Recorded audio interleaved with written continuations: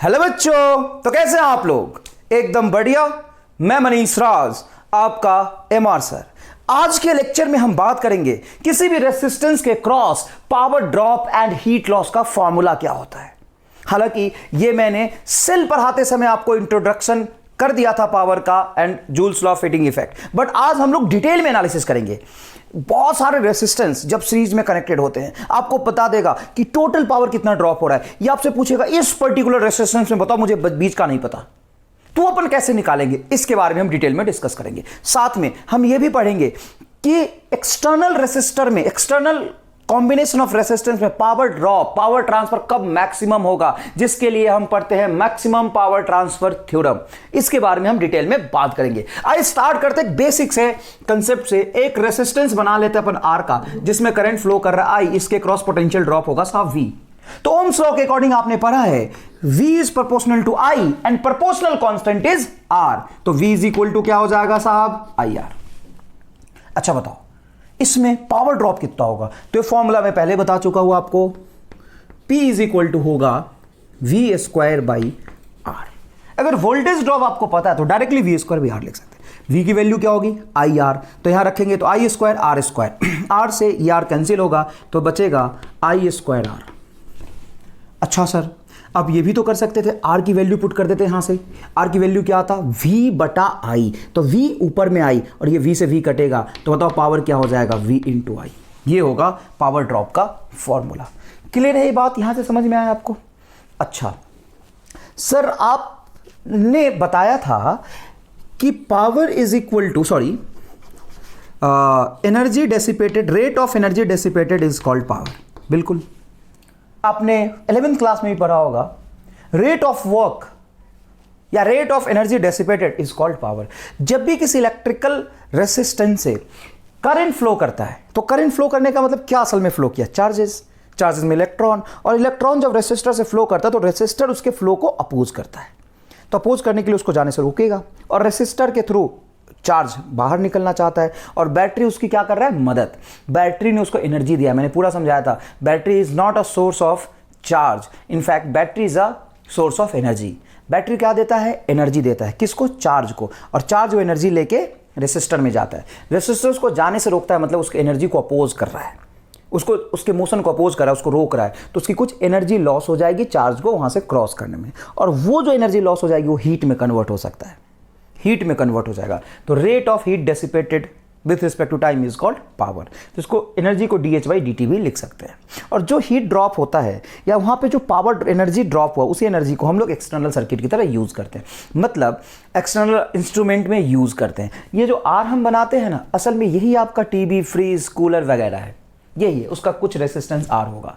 तो इसमें जो एनर्जी लॉस हो रहा है पर यूनिट टाइम, यही डिफाइंड होता है पावर। क्लियर है बात? अब समझिएगा ध्यान से। अगर आप dt को उठा के यहां ले जाते हैं तो d इज इक्वल टू लिखेंगे P into D T. P क्या है बेटा, P है I square R, V square बटा R। तो सर्किट में कुछ करंट I के टर्म्स में फ्लो करता है, तो I लिख लेते हैं, इसको I के टर्म्स में लिखते हैं, तो I square R into D T. तो D आपका हो जाएगा I square R into D T.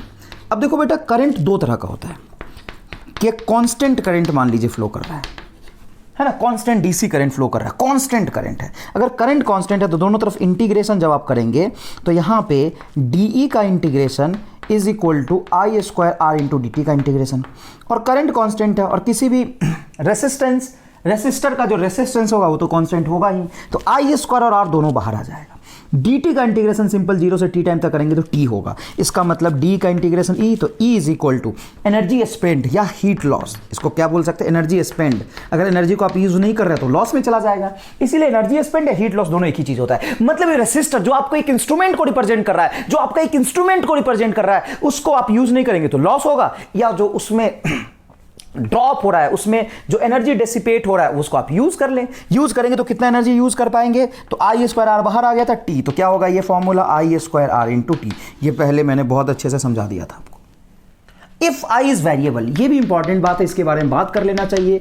If I is variable, I variable constant नहीं है, तो आपका जो डी होगा यहां पे लिखेंगे I square R into D t. जब इंटीग्रेशन करेंगे तो डी आपका हो जाएगा एनर्जी या हीट लॉस, हीट लॉस, और ये आपका इंटीग्रेशन के टर्म्स में रहेगा, I as a function of time दे दोगे तो यहाँ पे होगा I square R into D t. ये इंटीग्रेशन से निकालेंगे अगर I as a function of time है तो। वेरिएबल करंट है टाइम के फंक्शन में, तो टाइम के फंक्शन में इसको रखोगे डी टी, इसको इंटीग्रेट करा देगा, लेकिन यहाँ कांस्टेंट था इसलिए बाहर आ गया। तो जब भी कांस्टेंट करंट हो तो हीट और पावर लॉस, एनर्जी स्पेंड का फॉर्मूला ये यूज करेंगे, सॉरी एनर्जी स्पेंड या हीट लॉस का फॉर्मूला ये यूज करेंगे। अगर करंट वेरिएबल हो तो एनर्जी स्पेंड या हीट लॉस का फॉर्मूला ये यूज करेंगे। एग्जाम्पल से भी देख लेते हैं, कोई खास बात नहीं है। मान लीजिए एक रेसिस्टर बनाया यहाँ पे, और यहाँ पे भी हमने रेसिस्टर बनाया, ये रेसिस्टेंस की वैल्यू है 2 ओम, यहाँ पे रेसिस्टेंस की वैल्यू साहब 2 ओम।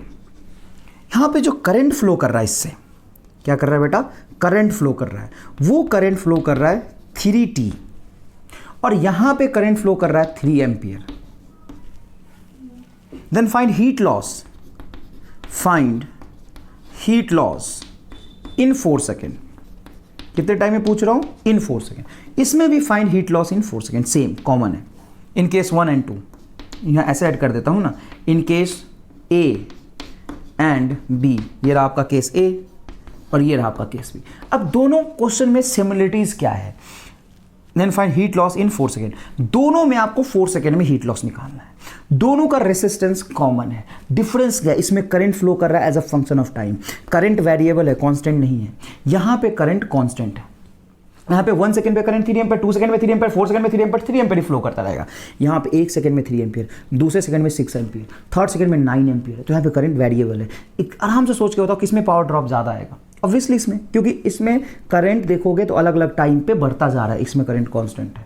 इसका पावर बहुत सिंपल होगा, या हीट लॉस बहुत सिंपल होगा। हीट लॉस क्या होगा, आई स्क्वायर मतलब 3 का होल स्क्वायर इंटू आर की value T into time 4, R की वैल्यू 2 इंटू टाइम 4। तो ये होगा 3 का whole square 9, 9 multiply 2 is 18, 18 multiply 4 is 54 हो जाएगा, क्या है ना, 54 वाट हो जाएगा। हाँ 72, 8 हो जाएगा, और ये हो जाएगा आपका 4 मल्टीप्लाई 2 इज 8 और 9 है ना, तो 72 वाट हो जाएगा। ये क्या हो जाएगा, 72 वाट हो जाएगा। अच्छा, इस केस में कैसे निकालेंगे, तो इसमें आप निकालेंगे DH, आप इसको D लिख सकते हैं, DH लिख सकते हैं। DH is equal to I square मतलब 3T का होल स्क्वायर, तो 9 बाहर, इंटीग्रेशन हो जाएगा आपका T स्क्वायर का। देखिए आई के जगह पे क्या रखें 3T, तो 3T का होल स्क्वायर 9 बाहर, ये T square into R into D T, integration 0 से 4 तक करेंगे, इधर भी इंटीग्रेशन करेंगे, तो ये आ जाएगा आपका सिंपल हीट लॉस। ये क्या आ जाएगा, heat loss is equal to T square का इंटीग्रेशन होगा T का पावर 3 बाई 3, तो ये होगा 9 इंटू आर की वैल्यू 2, और ये होगा T का पावर 3 बाई 3, तो इससे कैंसिल होगा, तो बेटा ये 3 आ जाएगा। और यहाँ पे लिमिट करेंगे, पुट करेंगे 0 से 4 तक। जब आप 4 रखेंगे तो 4 का पावर क्यूब कितना होता है, 64, 4 का पावर क्यूब 64, तो ये आपका आप जवाब आ जाएगा 3 मल्टीप्लाई 2 6, 6 मल्टीप्लाई 64 वॉट, ये आपका जवाब आ जाएगा। क्लियर है ये बात। तो आप बस इतना समझ पाए क्या कि हीट लॉस का फॉर्मूला, पावर का फॉर्मूला पहले देखिए क्या होता है, V square by R, I square R या आई वी। लेकिन हीट का फॉर्मूला क्या होगा, तो टी से मल्टीप्लाई कर दिया अगर करंट कांस्टेंट है तो आई स्क्वायर आर टी या V square by R into T, ऐसे भी तो लिख सकते हैं। यहाँ पे ये फॉर्मूला जो आपने आई स्क्वायर आर लिखा है, आई स्क्वायर आर को आप वी स्क्वायर बाई आर भी लिख सकते हैं, तो V square by R into T, या आप पी को वी आई भी लिख सकते हैं, तो ये सिंपल ये भी हो सकता है V I T. V I T college मत समझ लेना, वी आई टी। क्या आपको इतना समझ आया, यहाँ तक कहानी क्लियर है। तो current as a function of time दिया हुआ है, तो आप क्या करेंगे, आप इंटीग्रेशन से हीट लॉस या पावर लॉस निकालेंगे। करंट कांस्टेंट है तो बहुत आसान है, करंट कांस्टेंट है तो बिल्कुल नहीं सोचना, करंट अगर वेरिएबल है तो आपको सोचना पड़ेगा। ध्यान से देखिए, मान लीजिए एक सर्किट बनाए, सिंपल बात करेंगे अभी, बिल्कुल मुश्किल बात नहीं करेंगे, आसान बात करेंगे। मान लीजिए 24 वोल्ट का एक बैटरी है, ये 8 ओम लगाया अपन ने और ये 4 ओम लगाया। बताइए power loss in 4 ohm, power loss in 4 ohm, loss in 4 ohm in 4 second. तो पावर लॉस टाइम पे डिपेंड नहीं करता, ये होता है, देखो एनर्जी पर सेकेंड इज कॉल्ड पावर। देखो यहाँ पे ढंग से देखोगे तो आई स्क्वायर आर क्या है तुम्हारा, पी, तो ई बाई टी को क्या कहते हैं अपन, देखो ई बाई टी को क्या कहते हैं, पावर। पावर क्या होता है असल में, यहाँ पे जो लिखा है, अगर यहाँ पे एनर्जी कांस्टेंट हो तो सिंपल ई बाई टी लिख सकते हैं। तो E by T is power. Energy loss per second को पावर कहते हैं। पर सेकेंड जो एनर्जी लॉस हो रहा है ना, उसी को अपन क्या कहते हैं, पावर। तो अगर आपको टाइम दिया हुआ है, पावर है, तो पावर मल्टीप्लाई टाइम, ये एनर्जी आ जाता है कांस्टेंट करंट के लिए। देखिए ना, ये पावर इनटू टाइम एनर्जी आएगा। तो अगर मैं बोल रहा हूं कि find power loss in 4 ohm in 4 second, 4 second में पावर लॉस क्या होगा, पावर लॉस पर सेकेंड होता है, 4 सेकेंड से कोई मतलब नहीं है। एनर्जी पूछो 4 सेकेंड तो अलग बात है। तो कभी कभी कंफ्यूज करते हैं, पावर इन 4 सेकेंड, तो पर सेकेंड पावर लॉस को कहते हैं, पर सेकेंड एनर्जी लॉस को अपन कहते हैं पावर। टाइम से उसको कोई मतलब नहीं। चलिए इसको सॉल्व करते हैं। सबसे पहले सर्किट में करंट कितना फ्लो कर रहा होगा, सर्किट में करंट फ्लो कर रहा होगा 24, देखो बेटा ये 24 और नेट रेसिस्टेंस आ जाएगा 2 एम्पियर। तो power in 4 ohm is equal to I square R. I की वैल्यू बोलो 2 का whole square 4 multiply 4 into is equal to 16 volt. Answer आ गया। और इसमें पावर पूछूँ तो, इसमें पावर 8 ओम में पावर पूछूँ तो आई स्क्वायर मतलब 4, 2 का होल स्क्वायर 4 इंटू 8 तो कितना होगा 32। क्या आपको समझ आया है? ये बहुत इजी है, कोई खास बात नहीं है। अच्छा, if current I is equal to 2t minus 4 का whole square is flowing through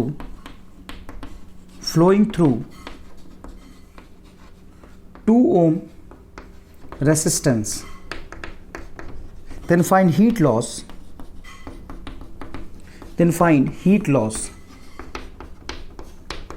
in 1 second. क्या 1 सेकेंड में हीट लॉस निकाल सकते हैं? अरे बड़े आराम से। क्या करेंगे तो हीट लॉस को लिखेंगे DH is equal to I square R into D T. अच्छा, करंट को स्क्वायर मत करो, पावर 4 चला जाएगा, कर लो तुम्हारी मर्जी, कोई दिक्कत नहीं है। तो बताओ, दोनों तरफ इंटीग्रेट करोगे, लिमिट कहाँ से कहाँ तक रखोगे, 1 सेकेंड में 2 ओम में, तो 0 से 1 सेकेंड तक। तो जो हीट लॉस आ जाएगा आपका वो होगा 2t माइनस 4 का पावर 4, तो 2t माइनस 4 का पावर 4। आर की वैल्यू वो 2 ओम है, तो 2 तो कांस्टेंट है, कोई मतलब नहीं है। 2 इंटू डी टी का इंटीग्रेशन 0 से 1 सेकेंड तक, सिंपल।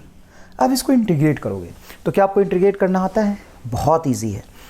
2t माइनस 4 को इनर फंक्शन मान लो, तुमने चेन रूल पढ़ा होगा, लेकिन मैं डिफ्रेंसिएशन और इंटीग्रेशन का चेन रूल कभी नहीं पढ़ाता, मैं आउटसाइड इनसाइड समझाता हूँ। मैं इसको कैसे डिफ्रेंशिएट करता हूँ, सुनो। मैं इसको इनसाइड बोलता हूँ, ये आउटर है। तो जैसे x का पावर 4 होगा तो इंटीग्रेशन क्या होता है, 4x का पावर 3। इंटीग्रेशन में क्या, इंटीग्रेशन में क्या करते हैं, पावर को अपन ऐड करते हैं। तो क्या होगा इसका इंटीग्रेशन, 2t माइनस 4, बट ऊपर अगर x का पावर 4 है तो इंटीग्रेशन होता है x का पावर 5/5। x का पावर 3 है तो इंटीग्रेशन होगा x का पावर 4/4। जैसे t स्क्वायर है तो इंटीग्रेशन क्या होगा उसका, t का पावर 3/3। तो ये समझो कुछ का पावर 4 है तो ये होगा कुछ का पावर 5/5। देखो क्या होगा इंटीग्रेशन लिख रहा हूँ मैं यहाँ पे, बहुत आसान है। ये होगा एग्जैक्टली 2t माइनस 4 का पावर 5/5, और जो t का मल्टीप्लायर है 2 से डिवाइड कर तो आंसर आ जाएगा। ठीक है, और इंटू 2 पहले से था रेसिस्टेंस की वैल्यू, तो 2 रहने दो, लिमिट पुट कर दो 0 से 1 सेकेंड तक, आपका आंसर आ जाएगा। कोई खास बात नहीं है, मैंने तुम्हें सवाल दिया, तुम आसानी से इसका आंसर निकाल सकते हो।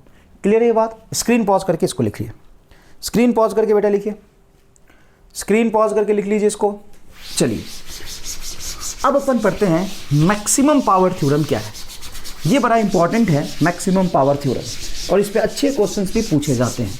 तो अपन अब समझेंगे maximum power theorem, maximum power transfer theorem, है ना। इसको मैक्सिमम पावर थ्योरम नहीं कहते हैं, इसको कहते हैं मैक्सिमम पावर ट्रांसफर थ्योरम।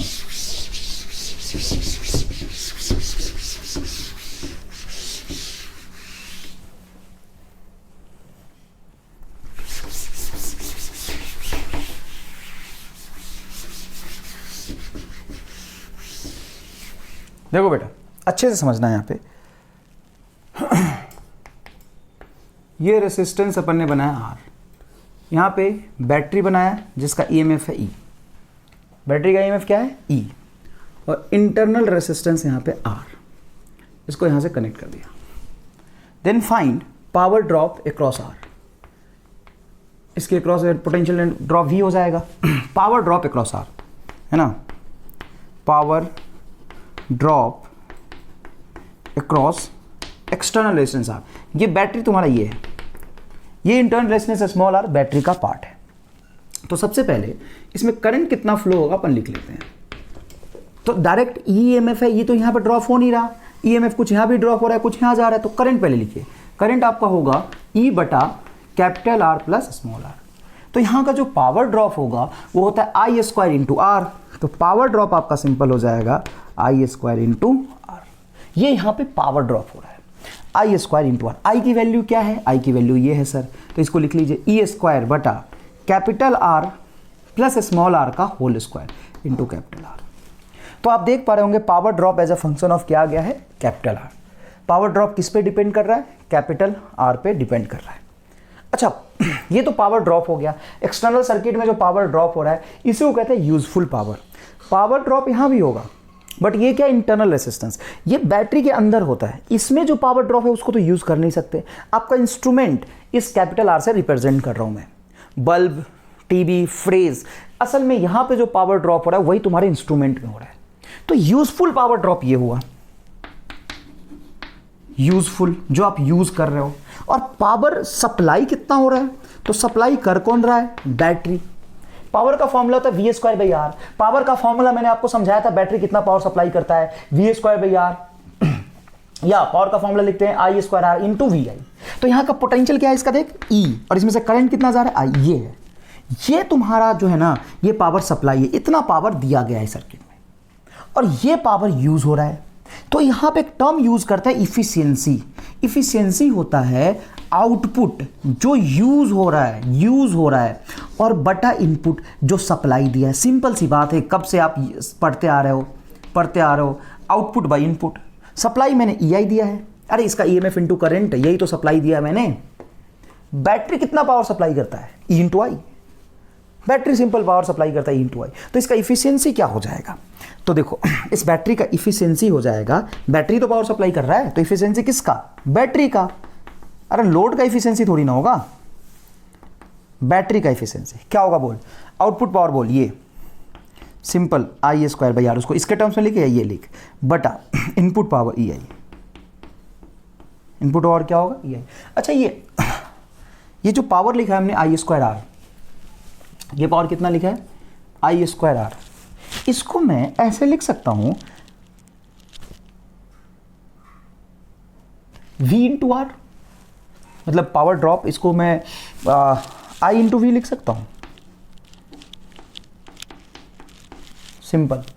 अरे भाई एक बात बता, यहां के इस पॉइंट और इस पॉइंट के बीच में जो पोटेंशियल ड्रॉप है उसको मैं वी बोल सकता हूं ना, और यहाँ के पावर ड्रॉप को आई इंटू वी भी तो लिख सकता हूँ। ये करंट आई इंटू वी, ये भी तो पावर ड्रॉप है। अरे आई स्क्वायर आर को ही तो वी आई कह सकता हूँ मैं। अच्छा, यहाँ से आई कैंसिल हो जाएगा, तो मैं ये कह सकता हूँ potential drop across external resistance. भी क्या है, potential drop across external resistance, potential across external R बटा EMF ऑफ द बैटरी। देखो ना, V बाई आई। अच्छा, potential drop across external resistance, ये वाला पोटेंशियल ड्रॉप क्या बैटरी का टर्मिनल पोटेंशियल हो जाएगा। यहां पे एक नया ही फॉर्म लेता हुआ दिखाई दे रहा है, बैटरी का terminal potential, V terminal potential difference of battery. अच्छे से सोचना है, इसके क्रॉस, एक्सटर्नल सर्किट के क्रॉस जो पोटेंशियल ड्रॉप हुआ है यहां से यहां तक, असल में इसी दो, इस ए मान लो इसको, तो ये भी ए, और इसको बी मान लो तो ये भी बी। तो असल में किसके बीच हुआ है, ये ए बी के बीच, और ए बी के बीच में जो पोटेंशियल ड्रॉप होगा उसको तो टर्मिनल पोटेंशियल ड्रॉप कहते हैं। तो terminal potential drop of a battery divided by EMF of battery, ये बैटरी का इफिशियंसी हो गया। तो अब ध्यान से देखोगे तो ये कोई अलग टर्म नहीं है, या इफिशियंसी को लिखो तुम, इसका potential power drop I square R, output power by input power, output power by input power. अच्छा, ये मेंशन ही करना भूल गया, ये क्या लिखा अपने, पावर। तो ये आउटपुट पावर जो यूज हो रहा है, ये इनपुट पावर जो सप्लाई हुआ, ये एफिशिएंसी होता है बैटरी का। बैटरी का एफिशिएंसी अच्छे से देख लीजिए, बैटरी का एफिशिएंसी होता है output power use divided by input power supply. Supply power कितना हुआ, ई आई, और पावर यूज कितना होता है एक्सटर्नल रेजिस्टेंस में, आई स्क्वायर आर। इसको ऐसे भी लिख सकते थे, पावर सप्लाई वी आई और सॉरी ई आई और पावर यूज आई वी, आई से आई कैंसिल होगा, बी बाई ई बनेगा। और वी क्या है, इसका पोटेंशियल ड्रॉप, और इसका पोटेंशियल ड्रॉप असल में बैटरी का पोटेंशियल ड्रॉप है। तो इफिशियंसी को आप ऐसे भी लिख सकते हैं, देखो टर्मिनल पोटेंशियल ड्रॉप क्या होता है, डिस्चार्जिंग केस में बैटरी पावर सप्लाई कर रहा है तो ई माइनस आई आर बटा ई, ये आपका इफिशियंसी हो जाएगा। तो क्या बोल सकते हैं अपन, इफिशियंसी ऑफ द बैटरी। तो असल में तुम्हें तो बस एक ही कंसेप्ट सीखना था भाई, ये पावर सप्लाई होता है आई स्क्वायर आर एक्सटर्नल सर्किट में, और पावर सप्लाई एक्सटर्नल सर्किट में हुआ, पावर सप्लाई किसने किया, बैटरी ने। तो आउटपुट पावर जो यूज हो रहा है बटा इनपुट पावर जो बैटरी ने सप्लाई किया वो आपका क्या हो जाता है, इफिशियंसी। तो आप कूल माइंड से सिर्फ और सिर्फ ये याद रखो ना, पावर सप्लाई और पावर इनपुट, और इसको अलग अलग टर्म्स में आप चेंज कर सकते हो। ऐसा नहीं कि सब कुछ रटने लगना, सर ने सप्लाई इफिशियंसी का 5 फॉर्मूला बता दिया, 5 फॉर्मूला नहीं बता दिया, असल में सारी चीज़ें एक ही है, सारी चीज़ें एक ही है, लेकिन टर्म्स अलग हैं बहुत ज़्यादा, क्योंकि करंट से करंट कटने पे आउटपुट वोल्टेज व इनपुट वोल्टेज ऐसा दिख रहा होगा। देखो यहाँ पे पोटेंशियल ड्रॉप कितना हुआ V, और ईएमएफ कितना E, यही सिंपल इफिशियंसी हो जाता है। तो आपको इफिशियंसी निकालने के लिए पावर निकालने की जरूरत नहीं पड़ती है, ठीक है ना। बट अब अपने को बात करना है कि मैक्सिमम पावर ट्रांसफर कब होगा, मैक्सिमम पावर ट्रांसफर थ्योरम, अपने को इसके बारे में बात करना है। मैक्सिमम पावर ट्रांसफर थ्योरम क्या है, मैक्सिमम पावर ट्रांसफर थ्योरम कहता है कि जब P as a function of R है, ईएमएफ एंड इंटरनल रेजिस्टेंस अगर मैं कांस्टेंट मान लूं, बैटरी सेम मान लूं, एक ही बैटरी डिफरेंट आर को जब पावर सप्लाई करेगा तो कौन से आर को मैक्सिमम पावर सप्लाई करेगा। तो कोई भी चीज मैक्सिमा या मिनिमा तभी होता है जब उसका डिफरेंशिएशन जीरो हो। तो ये P किसका फंक्शन है, आर का फंक्शन है। मैं कह रहा हूं कि एक बैटरी है भाई, एक बैटरी है, ये बैटरी मैक्सिमम पावर सप्लाई कब करेगा, किस रेजिस्टेंस को मैक्सिमम पावर सप्लाई करेगा। तो अलग अलग रेजिस्टेंस लगा के यहां पे चेक करोगे तो पावर सप्लाई मैक्सिमम तभी होगा जब dp बाई डी आर क्या होगा, जीरो। या इवन कोई भी चीज इलेक्ट्रिक फील्ड में पढ़ा होगा, मतलब रिंग का इलेक्ट्रिक फील्ड मैक्सिमम कहां पे होता है, जहां पे रिंग के इलेक्ट्रिक फील्ड का differentiation with respect to distance zero हो, r/√2 पे। मैग्नेटिक फील्ड मैक्सिमम कहां पे होता है, जहां पे dB by D R zero. Velocity maximum कहां होता है, जहां पे dB by dt zero. Acceleration maximum कहां होता है, जहां पे dA by dt zero. Force maximum कहां होता है, जहां पे dP by dt zero. Potential energy maximum कहां होता है, जहां पे du बाई dr जीरो। तो कोई भी चीज मैक्सिमा तभी होती है जब उसकी डिफरेंशिएशन जीरो। तो डिफरेंशिएशन dP बाई dt क्या रखेंगे, सॉरी dP r का फंक्शन, जिसका फंक्शन उसके रिस्पेक्ट में जीरो। अब इसको डिफरेंशिएट कर दो, ई स्क्वायर कांस्टेंट है, बाहर रहेगा, इसका कोई मतलब नहीं, ई स्क्वायर को पहले ही निकाल के बाहर रख लो। अब यहाँ पे डिवीजन रूल लगाओगे डिफरेंशिएशन का, ऊपर सिर्फ r और नीचे capital R plus small r का होल स्क्वायर। तो ऊपर वाले का डिफरेंशिएशन करेंगे और नीचे वाले को ऊपर जाकर रख देंगे capital R plus small r का होल स्क्वायर। और इस कैपिटल R का डिफरेंशिएशन देखो, अरे भाई ये अपर फंक्शन है, ऊपर वाला फंक्शन, ये नीचे वाला फंक्शन, ई स्क्वायर कांस्टेंट बार ऊपर वाले फंक्शन को डिफरेंशिएट करेंगे r को, r के रिस्पेक्ट में, तो क्या होगा 1 होगा, और नीचे वाले को एज इट इज ऊपर जाकर रख देंगे। और सिंपल सी बात है, ऊपर चला गया ये तो इसका डिफरेंशिएशन ऊपर ही करेंगे, किसका, capital R plus small r के होल स्क्वायर का डिफरेंशिएशन। तो क्या होगा इसका differentiation, 2 into capital R plus small r, और जो ऊपर गया, ऊपर वाला फंक्शन था कैपिटल R, वो एज इट इज रह जाएगा। क्यों रह जाएगा, तो जब ऊपर वाले r का डिफरेंशिएशन किया था, ये कांस्टेंट मल्टीप्लाई हो गया था, r का डिफरेंशिएशन किया था 1 और ये रह गया था, फिर इसका डिफरेंशिएशन करेंगे तो r रह जाएगा, बटा नीचे वाला जो वैल्यू इसका होल स्क्वायर हो जाएगा। तो स्क्वायर पहले से था, पावर 4 हो जाएगा। और ये जीरो है तो जीरो में ये मल्टीप्लाई हो गए जीरो, और जीरो बटा ये स्क्वायर भी जीरो, मतलब ये खत्म। तो ये वाला टर्म इसके बराबर होगा। तो सिंपल बात है, capital R plus small r का whole square is equal to 2 capital R plus small r। ये टर्म इससे कैंसिल होगा तो 1 आ जाएगा। तो ये टर्म बना capital R plus small r is equal to 2r। तो कैपिटल R को उधर भेज दो, तो सिंपल यहाँ पे देख रहे होगे small r is equal to 2r minus r क्या होगा, r। जब बैटरी का इंटरनल रेसिस्टेंस, मजेदार चीज आ गया, बैटरी का internal resistance combined external resistance, external circuit के रेसिस्टेंस के बराबर हो, जब बैटरी का इंटरनल रेसिस्टेंस ये R एक्सटर्नल रेसिस्टेंस की वैल्यू के बराबर हो जाए, तभी मैक्सिमम पावर ट्रांसफर होगा। Condition of maximum power transfer, condition of maximum power transfer, maximum power transfer हुआ है बेटा। और ये जो मैक्सिमम पावर ट्रांसफर हुआ कितना है, तो P मैक्सिमम साफ साफ यहां से निकाल सकते हैं। P maximum is equal to क्या हो जाएगा, देखिए P maximum is equal to हो जाएगा, ये रहा आपका P, इसका मैक्सिमम पॉसिबल वैल्यू क्या होगा, तो स्मॉल r को कैपिटल R के बराबर रखते हैं, तो capital R plus capital R का होल स्क्वायर 4r स्क्वायर, और ये r से कैंसिल होगा। तो बताओ क्या होगा, E स्क्वायर बाई 4r, ये आया हुआ मैक्सिमम पावर ट्रांसफर। क्यों? क्योंकि ये सप्लाई की और इसमें ट्रांसफर हो रहा है, तो मैक्सिमम पावर ट्रांसफर कितना हो गया? E²/4। अच्छा, इसी केस में मैक्सिमम पावर ट्रांसफर जब हुआ है तो उस केस में इफिशियंसी निकालते हैं।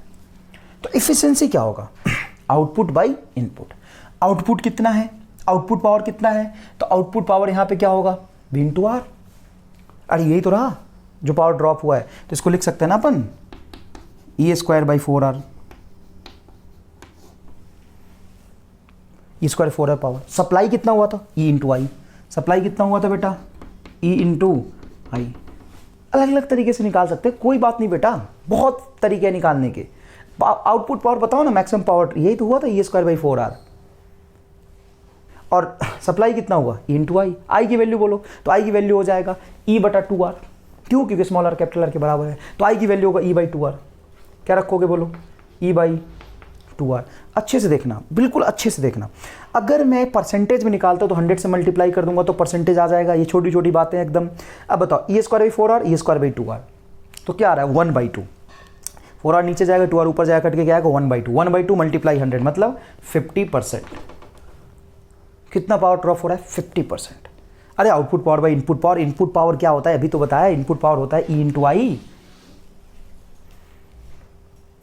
E/I या सिंपल, यहां पे पोटेंशियल ड्रॉप कितना होगा? तो अगर यहां पे EMF है तो यहां इसका इंटरनल रेजिस्टेंस और ये बराबर होगा। क्यों? तभी मैक्सिमम पावर ट्रांसफर होगा। और मैक्सिमम पावर जब ट्रांसफर हुआ तभी मैं एफिशिएंसी देखना चाहता हूं, तभी मैं एफिशिएंसी देखना चाहता हूं। तो फिर से EMF E दिया, यहां पे कितना होगा? E/2। कैसे सर? अरे सिंपल है, नेट EMF सप्लाई हुआ E, सेम रेजिस्टेंस दो कनेक्ट है तो E/2, यहाँ पे E/2 पोटेंशियल ड्रॉप होगा। सेम करंट के लिए potential drop is directly proportional to resistance. अगर ये दोनों रेजिस्टेंस बराबर तो सिंपल इफिशिएंसी डायरेक्ट ऐसे लिख सकता था मैं, E/2 वहां का पोटेंशियल ड्रॉप और supply potential drop E multiply 100, बता क्या हो गया? 50%। तो क्या बैटरी का मैक्सिमम इफिशिएंसी 50% ही हो सकता है? Maximum efficiency of a battery, maximum efficiency of battery is 50%, क्योंकि मैक्सिमम ट्रांसफर पावर ट्रांसफर इतना होगा। उस समय इफिशियंसी देखा तो 50% आया। क्या maximum efficiency of the battery is 50%? नहीं, मैक्सिमम इफिशियंसी से ज्यादा हो सकता है, लेकिन आपको पावर का भी तो मैक्सिमा देखना है। तो फॉर द मैक्सिमम पावर तुम चाहते हो कि बैटरी अपना पूरा काम करे, कि बैटरी पावर मैक्सिमम दे, तो बैटरी पावर मैक्सिमम जब देगा उस समय एफिशिएंसी 50% आएगी। उस समय एफिशिएंसी 50% आएगी। अगर बैटरी का एफिशिएंसी ज्यादा हो गया ना तो पावर ड्रॉप कम हो जाता है। ये बहुत लॉजिकल बात है, मैं धीरे धीरे एग्जांपल से आपको समझा दूंगा। देखो, पावर ड्रॉप होना, मैक्सिमम पावर ड्रॉप होना और मैक्सिमम एफिशिएंसी होना दोनों अलग अलग बात है, दोनों अलग अलग बात है। लेकिन आप चाहते हो कि सर्किट में जो अपना एक्सटर्नल सर्किट है उसमें पावर ट्रांसफर मैक्सिमम हो, उस केस में बैटरी की एफिशिएंसी क्या होगी? 50%। उस केस में बैटरी की एफिशिएंसी होगी सिर्फ और सिर्फ 50%। क्लियर है? ये बात समझ में आया? स्क्रीन पॉज करके लिख लीजिए प्लीज, स्क्रीन पॉज करके लिख लीजिए सारी कहानी, स्क्रीन पॉज करके लिखिए बेटा। अच्छा, अब सुनिएगा, ये सारी एफिशिएंसी का फॉर्मूला मैं मिटा देता हूं, सर्किट में नहीं मिटाऊंगा क्योंकि अभी अपन एक चीज देखने वाले हैं इससे रिलेटेड। बताओ, एक बात बताओ, ये समझो, मान लो ये भी मिटा देता हूं, चल हटा, एकदम नए तरीके से बात करते हैं अपन।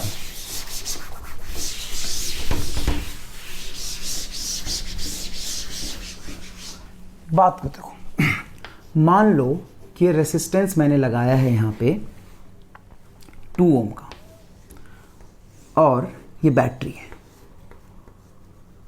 बैटरी का ईएमएफ है 24 वोल्ट और इंटरनल रेसिस्टेंस है 4 ओम। ये है साहब, बैटरी का पोटेंशियल कितना है? 24 वोल्ट, इंटरनल रेसिस्टेंस कितना है? 4 ओम। तो 4 ओम को आप यहां दिखा सकते हैं। ईएमएफ क्या है? 24 वोल्ट। क्लियर है? अब बताओ, power drop in 2 ohm, power drop in 2 ohm and efficiency of battery, efficiency of battery। Battery का इफिशियंसी ना एक्सटर्नल सर्किट के रेसिस्टेंस पर भी डिपेंड करता है। तो आइए समझिएगा प्लीज, करंट पहले निकालेंगे क्योंकि करंट से ही सारा कहानी आगे बनेगा। तो I इज इक्वल टू क्या होता है, V/R। V बोलो 24 वोल्ट सर्किट में, और रेसिस्टेंस बोलो ये 4 ओम और ये 2 ओम सीरीज में होगा, तो 4 और 2 कितने हो गए 6। बताइए कितना हो गया साहब, ये आ गया सर 4 एम्पियर। करंट कितना है 4 एम्पियर। तो यहां पे जो पावर ड्रॉप होगा वो कितना होगा, I²R। I बोलो 4 का होल स्क्वायर 16 मल्टीप्लाई 2 कितना हुआ 32 वॉट। क्लियर है ना, सही कर रहा हूं मैं। 4 और 2 कितना होगा 6 और ये 24, तो 24/6 कितना हो गया 4 एम्पियर। तो पावर ड्रॉप कितना आ रहा है 32 वॉट। अच्छा, पावर सप्लाई कितना किया बैटरी ने, पावर सप्लाई क्या है बैटरी ने 24 इंटू आई। तो बताओ क्या होगा 24 इंटू आई 4 एम्पियर। अरे यार E इंटू आई पावर सप्लाई होता है, तो 96 वॉट आ रहा है। तो इफिशियंसी अगर निकाला जाए तो आउटपुट पावर 32, इनपुट पावर 96, और परसेंटेज में देखेंगे तो 100 से मल्टीप्लाई कर दे तो ये 3 से कैंसिल होगा, 100/3 33.33%। बताओ बैटरी की इफिशियंसी कितनी है 33%। बैटरी की इफिशियंसी यहाँ पे 33% है, 50% नहीं है। अब दूसरा एग्जांपल लेते हैं, फिर मैं अपने कंसेप्ट को कंक्लूड करूंगा। आई एम सॉरी, यहाँ पे 4 ओम का रेसिस्टेंस है और बैटरी का पोटेंशियल है वही सेम बैटरी लिया है 24 वोल्ट, और इंटरनल रेजिस्टेंस है आपका 4 ओम। सेम बैटरी लिया बेटा, बैटरी मैंने अलग नहीं लिया। अब बताओ इसमें करंट कितना फ्लो करेगा। तो करंट होता है नेट ईएमएफ सर्किट का 24 बटा नेट रेजिस्टेंस 448। बताओ कितना होगा 3 एम्पियर सर। तो पावर ड्रॉप कितना हुआ, किसमें सर ड्रॉप, किसमें 4 ओम एक्सटर्नल सर्किट में। I²R आई की वैल्यू बोलो, आई की वैल्यू 3 का होल स्क्वायर 9 मल्टीप्लाई R है आपका 4, तो ये हो गया 36 वॉट। अच्छा, पावर सप्लाई कितना हो रहा है सर, सप्लाई बताओ, सप्लाई क्या होगा I इंटू E इंटू आई, ये रहा power supply. Power supply battery का ना, सिंपल बैटरी का ईएमएफ और बैटरी से जो करंट फ्लो कर रहा होगा उसको मल्टीप्लाई कर दो। बैटरी का ईएमएफ 24 मल्टीप्लाई बैटरी से फ्लोइंग करंट 3, बताओ कितना होगा 72 वॉट। इफिशियंसी कितना हो गया, इफिशियंसी हो गया आउटपुट पावर 36 बटा 72 वॉट मल्टीप्लाई 100। बताओ कितना हो जाएगा, ये हो जाएगा आपका 50%। तो अभी आपने मैक्सिमम ट्रांसफर थ्योरम देखा था कि एग्जैक्टली उससे मैच कर रहा है, ये डिट्टो उससे मैच कर रहा है। कैसे, देखो internal resistance is equal to external resistance, देखो R की वैल्यू है ये, और ये इंटरनल रेजिस्टेंस है। इस केस में मैक्सिमम पावर ट्रांसफर हुआ है, इससे ज्यादा पावर ट्रांसफर ये बैटरी नहीं कर सकता। ये बैटरी तभी मैक्सिमम पावर ट्रांसफर करेगा जब इंटरनल रेजिस्टेंस की वैल्यू एक्सटर्नल रेजिस्टेंस के बराबर हो जाए, तभी मैक्सिमम पावर ट्रांसफर करेगा। अच्छा, दूसरा सर्किट लेते हैं और इसको फटाफट आपके सामने सॉल्व कर देंगे, कोई खास बात नहीं है। अब ढंग से देखिए, बैटरी का ईएमएफ है 24 वोल्ट, सेम बैटरी ले रहा हूँ अलग अलग रेजिस्टेंस के साथ जोड़ा है मैंने 4 ओम, और बेटा ये है 8 ओम। ये कितना है बेटा 8 ओम। करंट निकाल लो पहले, करंट होता है तुम्हारा 24 बटा 4, 8 और 4 12, 2 एम्पियर। सिंपल है, करंट आपको दिख के बता देंगे 2 एम्पियर। तो पावर ड्रॉप कितना होगा, पावर ड्रॉप I²R 2 का whole square 4 multiply 8 32 watt, 32 watt. समझ आ रहा है ये बात, 32 वॉट। अच्छा, पावर सप्लाई 24 मल्टीप्लाई 2 48, शायद मैं सही हूँ। Current into voltage 48 what. अब इसका इफिशियंसी निकालेंगे तो आउटपुट पावर 32 वॉट बटा इनपुट पावर 48 वॉट मल्टीप्लाई 100। अब सोचो अच्छे से, ये कैंसिल करोगे तो कितना होगा, तो 16 से कैंसिल करो तो 2/3, 66% आ रहा है, 67% के आसपास आएगा। इफिशियंसी बोलो बैटरी का कितना है 67%। लेकिन क्या इफिशियंसी पहले जो 50% थी उससे ज़्यादा अच्छा है 67% efficiency?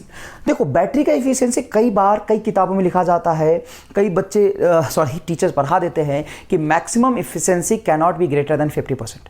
Maximum efficiency of the battery is 50%। क्या ये गलत है? क्या मैंने तुम्हें दिखा दिया? इफिशियंसी निकाल के देख 67%। इफिशियंसी क्या होता है? Output power by input power. Input power बोलो 38 वॉट। बैटरी ने पावर कितना दिया? बैटरी की पोटेंशियल इंटू करंट। सप्लाई कितना हो रहा है? I²R, यहाँ पे आइटम में 32 वॉट। सप्लाई क्या है 32 वाट, सप्लाई बैटरी ने कितना किया 48 वाट, यूज़ कितना हो रहा है 32 वाट, इफिशियंसी 67%। क्या 50% से ज़्यादा इफिशियंसी हो ही नहीं सकता बैटरी का? हो सकता है, लेकिन उस केस में बैटरी का एफिशिएंसी 50% से ज़्यादा हो सकता है, 80% हो सकता है, 90% हो सकता है। 90% करके दिखा देता हूँ मैं, 99% करके दिखा देता हूँ। इसको ले लूँगा 80 ओम, इसको ले लेता हूँ 1 ओम, तो 99% एफिशिएंसी हो जाएगा।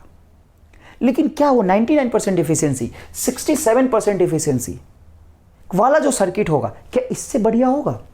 नहीं। मैंने सेम बैटरी लिया है, ध्यान से देखो, इसमें आउटपुट पावर 32 वाट है, ये पावर आप यूज़ कर पा रहे हो। और जब 50% इफिशियंसी के साथ बैटरी काम कर पा रहा था तो पावर 36 वाट यूज़ हो रहा है। चमका कि नहीं चमका, कंसेप्ट बताओ। तो बैटरी की इफिशियंसी कितनी हो सकती है? कुछ भी हो सकती है, लेकिन सबसे अच्छी इफिशियंसी बैटरी की क्या होती है? 50%। क्योंकि जब बैटरी की इफिशियंसी 50% होता है, उस केस में बैटरी सर्किट को, एक्सटर्नल सर्किट को मैक्सिमम पावर सप्लाई करता है, मैक्सिमम पावर ट्रांसफर करता है। क्या आपको यह बात समझ में आ गया?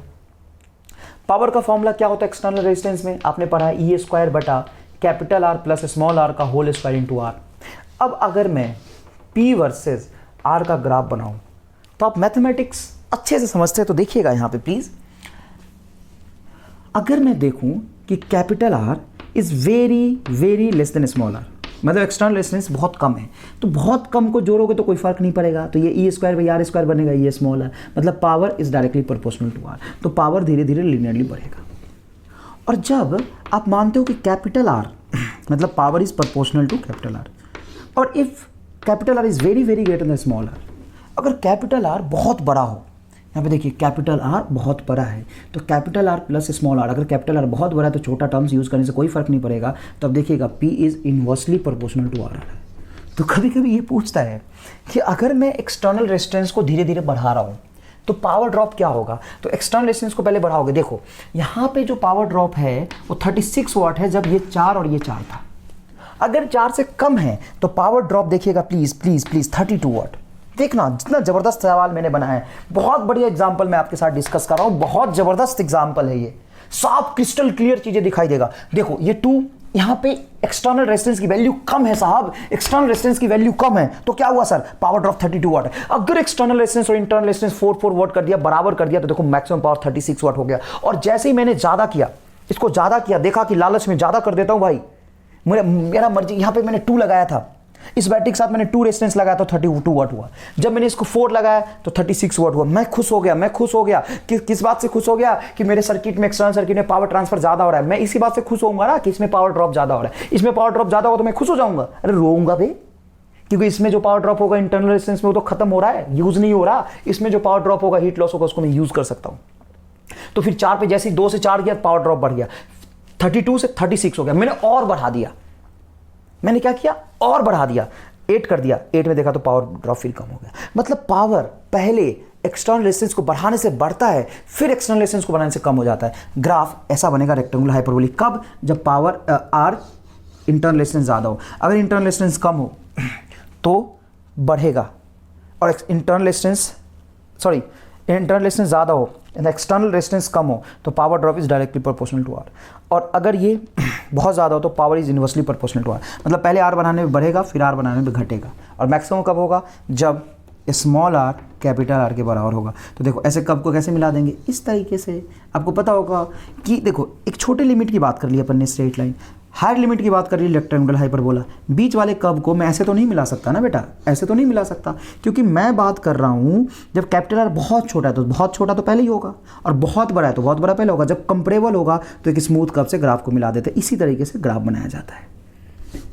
अब 12th में ग्राफ बनाना आप जानते हैं, इसी तरीके से ग्राफ बनाया जाता है। तो मैक्सिमम पावर ये ट्रांसफर हुआ, ठीक है। अच्छा, इफिशियंसी का अगर ग्राफ बनाया जाए तो कंफ्यूज मत होना, efficiency versus capital R। Capital R को बढ़ाता जाऊंगा तो इफिशियंसी बढ़ता जाएगा, और मैक्सिमम इफिशियंसी आपका 1 हो सकता है, कोई बुराई नहीं है, 100% हो सकता है। लेकिन ज़्यादा अच्छा इफिशियंसी कब होता है? जब स्मॉल r कैपिटल R के बराबर हो और इफिशियंसी इसकी 1/2 हो और 50% हो, वो ज़्यादा अच्छा सर्किट है। क्यों? क्योंकि इफिशियंसी अगर 50% होता है तो एक्सटर्नल रेजिस्टेंस में पावर ड्रॉप मैक्सिमम होता है, एक्सटर्नल रेजिस्टेंस में पावर ड्रॉप मैक्सिमम होता है। क्या आपको अच्छे से समझ में आ गया ये बात? स्क्रीन पॉज करके लिखिए प्लीज, स्क्रीन पॉज करके लिखिए प्लीज। स्क्रीन पॉज करके बेटा अच्छे से लिखिए। चलिए,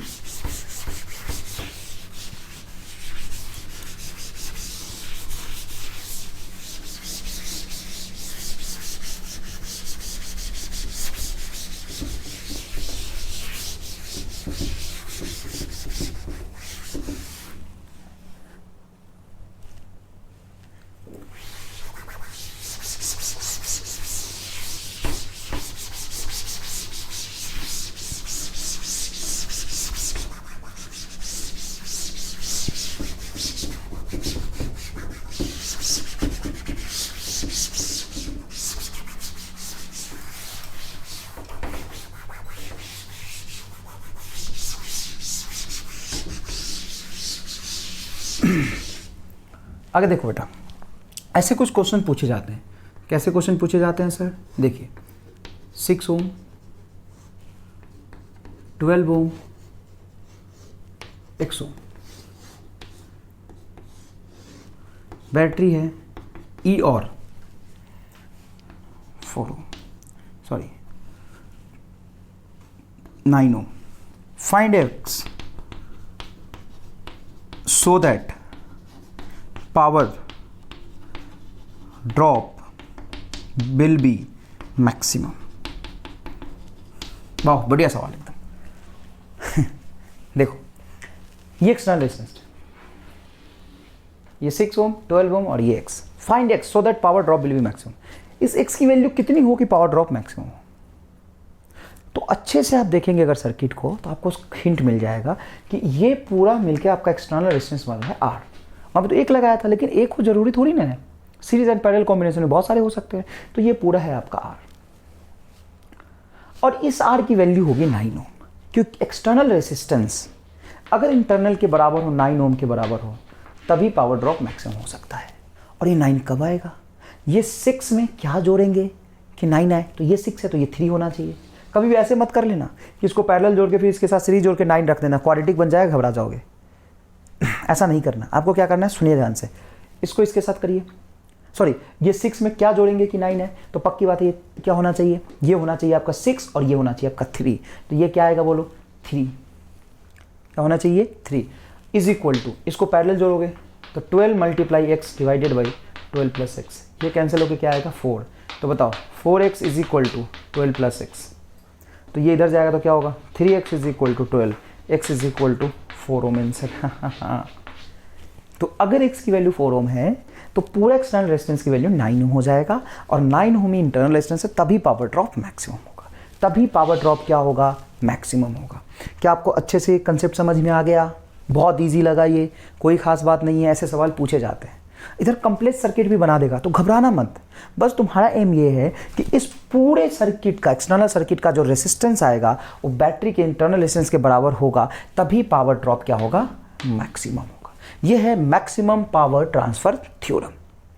आगे देखिए, छोटे छोटे से सवाल कैसे पूछे जाते हैं, ध्यान से देखिएगा। मान लीजिए ये 6 ओम है, ये बेटा 3 ओम है, और ये आपका 8 ओम है, और ये बैटरी है 10 वोल्ट का। फाइंड पावर या हीट पूछ लेता हूं, हीट लॉस या एनर्जी स्पेंड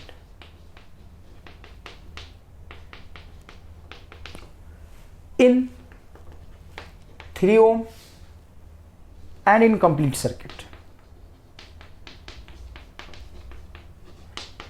इन 2 सेकेंड, 2 सेकेंड में, कंप्लीट सर्किट में और इस सिर्फ 3 ओम में। क्या करेंगे बेटा? सुनिए, जब भी पावर ड्रॉप का सवाल सीरीज एंड पैरेलल कॉम्बिनेशन में हो तो आप करंट से सोचो। करंट से सोचना आसान होता है, करंट से सोचो। तो मान लो यहां पे करंट फ्लो कर रहा है आई, कितना करंट फ्लो कर रहा है आई। अब यहां से आई जाएगा तो ये नेट करंट कितना फ्लो करेगा? तो उसके लिए आपको नेट रेजिस्टेंस चाहिए। तो सर्किट का नेट रेजिस्टेंस निकाल लीजिए। 6 और 3 क्या होगा? 2, और 2 और 8 क्या होगा? 8, सॉरी 2 और 8 क्या होगा? 10। तो आर इक्विवेलेंट आपका आ गया 10 ओम। तो जो करंट फ्लो करेगा वो करेगा 10/10, 1 एम्पियर। कितना करंट फ्लो कर रहा है बेटा 1 एम्पियर, तो 1 एम्पियर यहाँ पे जाएगा और यहाँ से भी 1 एम्पियर जाएगा। तो अब तुम 1 एम्पियर में ध्यान से देखो, इसका और इसका नेट इक्विवेलेंट रेसिस्टेंस कितना है 2, ये दोनों मिला के कितना बनेगा 2। तो यहाँ पे पोटेंशियल ड्रॉप निकालने के लिए सिंपल I इंटू आर लिखो। अच्छा बताओ I कितना आया 1 एम्पियर, तो इसको लिखो 1 multiply 2 is equal to 2 volt. कई बार बच्चे यहाँ पे गलती करते हैं, बहुत इंपॉर्टेंट कंसेप्ट है, ध्यान दीजिएगा। ये बच्चे क्या करते हैं, वो कैसे सॉल्व करते हैं कि करंट आया I और फिर इस करंट को 2 हिस्से में बांटते हैं। बोलते हैं सर बड़े वाले में x जाएगा तो ऊपर जाएगा आपका 2x, क्यों? क्योंकि पैरेलल कॉम्बिनेशन में पोटेंशियल इक्वल होता है, तो बड़े वाले में x मानो और जितना कम होगा उतना ज़्यादा जाएगा। तो बच्चा बोलता है कि सर ऐसे सॉल्व करते हैं हम, x प्लस 2x बराबर टोटल करंट 1 एम्पियर। तो यहाँ से x इज इक्वल टू आ जाएगा 1/3। तो यहाँ पे जो करंट जा रहा है, करंट इन 3 ओम, वो आ जाएगा sir I is equal to 2x मतलब 2/3 एम्पियर। तो सर जो पोटेंशियल ड्रॉप होगा वो होता है I इंटू आर। तो I बोलो 2/3 और R बोलो R सर 3, तो 2/3 multiply 3 is equal to 2 volt. और मैंने ना तो करंट निकाला, डायरेक्ट आंसर लिख दिया। कैसे? देखो, यहाँ का पोटेंशियल ड्रॉप, यहाँ का पोटेंशियल ड्रॉप, या दोनों का सम का पोटेंशियल ड्रॉप सेम होगा। क्या आपने पढ़ा है 6 वोल्ट और 6 volt is equal to 6 volt. Parallel combination में पोटेंशियल को ऐड थोड़ी ना करते हैं, सीरीज कॉम्बिनेशन में पोटेंशियल को ऐड करते हैं। मान लो तुम पैरेलल सर्किट ऐसा बनाते हो, तेरा देखना कई बार बच्चे ये गलती कर लेते हैं, मासूम छोटे प्यारे बच्चे, उनको समझ नहीं आता है। मान लो 10 वोल्ट है, ये R है, ये R है, तो बताओ यहाँ पे पोटेंशियल ड्रॉप V1, यहाँ पे पोटेंशियल ड्रॉप V2, तो V1 प्लस V2 कितना होगा, नेट पोटेंशियल ड्रॉप कितना होगा? तो बेटा ये अगर V है तो यहाँ भी V और यहाँ भी V, तो V plus V is V। यहाँ पे net potential V plus V is V। 20 volt थोड़ी ना हुआ यार, पैरेलल कॉम्बिनेशन में पोटेंशियल को ऐड नहीं करते हैं। एटलीस्ट कॉम्बिनेशन ऑफ सेल पढ़ने के बाद तो आपको समझ में आया होगा। अच्छा मान लो यहाँ पे 10 वोल्ट का ड्रॉप, यहाँ पे 10 वोल्ट का ड्रॉप हुआ, टोटल वोल्ट ही सप्लाई था 10 वोल्ट। क्यों? क्योंकि पैरेलल है तो ये भी 10 वोल्ट का अगर बैटरी है तो ये भी 10 वोल्ट, ये भी 10 वोल्ट, तो 10 वोल्ट प्लस 10 वोल्ट 20 वोल्ट थोड़ी ना हो गया। पैरेलल में 10 ही रहा, तो इसके क्रॉस 10, इसके क्रॉस 10, दोनों मिला के भी 10। तो ये गलती मत कर लेना बेटा, ये गलती मत कर लेना, ध्यान से सुन लो। यहाँ पे पोटेंशियल ड्रॉप कितना होगा 2 वोल्ट, यहाँ पे कितना होगा 2 वोल्ट। अच्छा दोनों मिला के रेजिस्टेंस कितना है 2 ओम, 2 ओम में कितना होगा 2 वोल्ट। अरे 2 volt plus 2 volt is 2 volt. Parallel में पोटेंशियल ऐड नहीं करते हैं, ऐसा नहीं 2 volt plus 2 volt plus 2 volt 6 volt, ऐसे होता है। सीरीज में पोटेंशियल ऐड होता है। अच्छा सेम बात ऐसा हो गया, ये कन्फ्यूज़न बच्चों को रहता है, इसलिए मैं एक बार समझाता हूँ। मान लो ये रेजिस्टेंस R है ना, यहाँ से करंट जा रहा है I, तो टोटल करंट कितना आया, ये तीनों रेजिस्टेंस से मिला के करंट कितना फ्लो कर रहा है I। ऐसे तो नहीं करता इसमें I इसमें I इसमें I, तो सर 3I रे बकलोल, इसमें I प्लस I, पिताजी छत से धक्का दे देंगे तुम्हें, ऐसी बातों करोगे तो आज ही पिताजी छत पे ले जाएंगे और धक्का दे देंगे नीचे। ये I और I 3I, अरे इस करंट तो I जा रहा है ना, इससे भी I, इससे भी I, इससे भी I। अच्छा तीनों को इक्विवेलेंट मान लोगे 3R, उससे कितना I रे I, क्या कह रहा हूँ I, इधर देख V यहाँ 2 वोल्ट 2 प्लस 2 4 नहीं होगा। तो सुनो, तो कभी भी ऐसे मत निकालो, मुझे तुम्हें पोटेंशियल ड्रॉप 3 के क्रॉस चाहिए ना, और 3 प्लस 2 कितना है, सॉरी 6 और 3 का पैरेलल कॉम्बिनेशन कितना होगा 2, करंट कितना आ रहा है 1, तो 2 वोल्ट हो जाएगा। समझ में आया बेटा? अब सुनो पावर ड्रॉप कितना होगा, तो सिंपल सी बात है सर, इतनी लंबी कहानी मैंने इसलिए बताया, क्या ये मुझे सॉल्व करने की जरूरत थी? ये एक्स्ट्रा है सॉल्यूशन, क्या ये एक्स्ट्रा है, इसका कोई मतलब नहीं है। मुझे पोटेंशियल ड्रॉप यहाँ पता चल गया 2 वोल्ट, तो बताइए यहाँ पे पावर ड्रॉप कितना होगा। Power across 3 ohm is equal to V²/R, V बोलो 2, तो 2 का होल स्क्वायर बाई 4/3, ये पावर आ गया। लेकिन मुझे हीट लॉस निकालना है, तो P इंटू टी बराबर होता है हीट इंटू टाइम, बोलो टाइम 2 सेकेंड, तो कितना हो जाएगा 8/4 जूल। हीट का यूनिट वॉट मत लिख देना, जूल। ठीक है सर, ये समझ आ गया। अब पूरे सर्किट में कितना होगा, तो पूरे सर्किट का आर इक्विवेलेंट क्या है 10 ओम, और I क्या है 1 एम्पियर। तो सिंपल I²R कर लो, तो पावर ड्रॉप हो जाएगा आपका I²R। I बोलो I है आपका 1, तो 1 का स्क्वायर 1 इंटू 10, तो ये आ जाएगा 10 जूल। कितना आ जाएगा साहब 10 जूल। क्लियर है ये बात, आपको समझ आया? I²R ये power, sorry 10 vote right, 10 volt. अब आपको निकालना हीट, पूरे सर्किट का हीट, तो P इंटू टी बराबर होता है हीट, तो टाइम से ही मल्टीप्लाई कर दो। टाइम कितना है आपका 2 सेकेंड, तो ये हो जाएगा आपका 20 जूल। कितना जाएगा साहब 20 जूल। अच्छा इसमें पूछे 8 ओम में, तो सॉरी 8 ओम में तो करंट आ जा रहा है 1 एम्पियर, तो ये हो जाएगा 8 वोट। पावर इंटू टी हो जाएगा आपका एनर्जी, किसमें पूछ रहा हूँ 8 वोट में, तो energy loss in 8 ohm, sorry 8 ohm में, तो क्या करोगे, तो 8 ओम में निकालने के लिए करोगे आप P into T, power drop कितना होगा 8 इंटू 2, तो ये होगा आपका 16 जूल। समझ आ रहा है, बहुत इजी है। क्या आपको करंट निकालना आता है, डिफरेंट सर्किट में पोटेंशियल निकालना आता है, करंट निकालना आता है, पोटेंशियल निकालना आता है, तो पावर ड्रॉप निकालना आ जाएगा, कोई खास बात नहीं है। स्क्रीन पॉज करके लिखिए बेटा, स्क्रीन पॉज करके लिखिए, इजी था, स्क्रीन पॉज करके लिखिए। IIT 2008 में एक बढ़िया सवाल पूछा था, और ऐसे सवाल पूछे जाते हैं जनरली। तो आइए एक सवाल अपन डिस्कस कर लेते हैं, कोई खास बात नहीं है, एक सवाल डिस्कस कर लेते हैं। सवाल ये पूछा था साहब,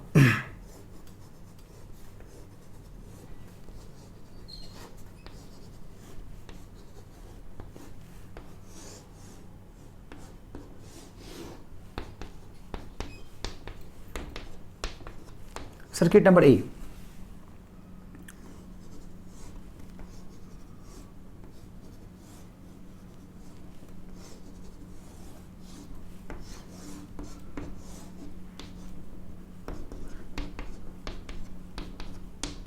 सर्किट नंबर बी,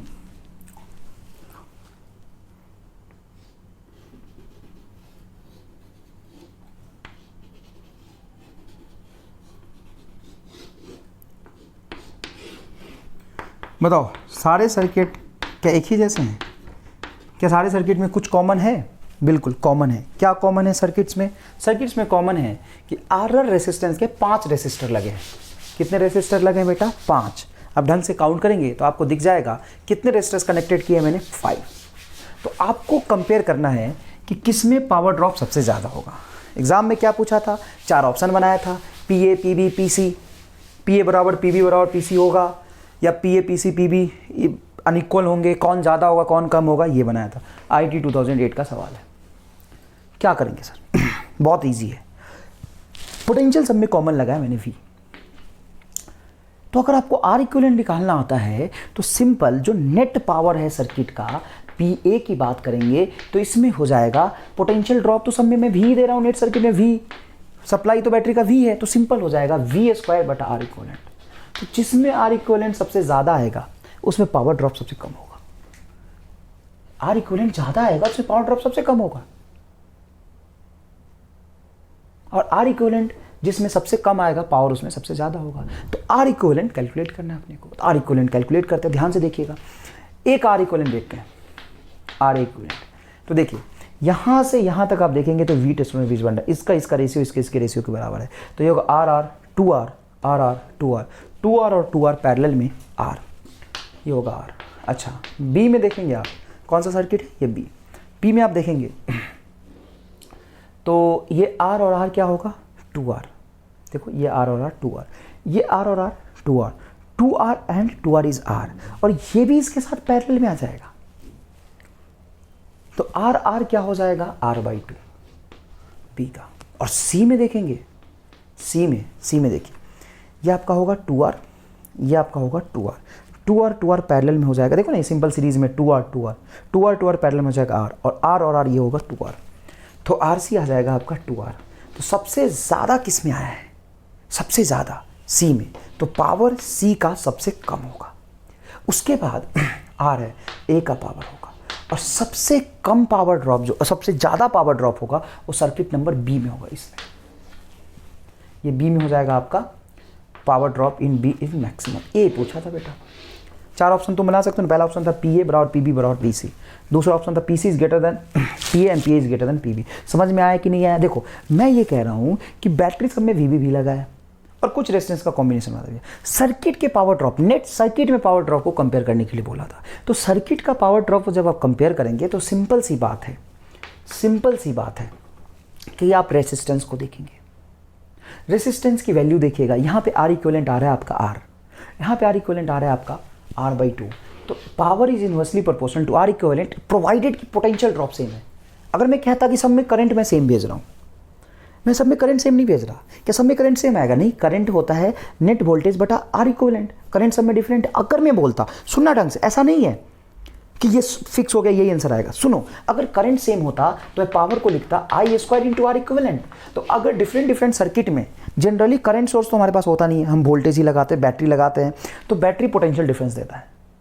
तो नेट सर्किट का अगर मुझे पावर कंपेयर करना है तो मैं करूंगा वी स्क्वायर बटा आर इक्विवेलेंट, मतलब power is inversely proportional to R equivalent अगर पोटेंशियल गिवन है तो।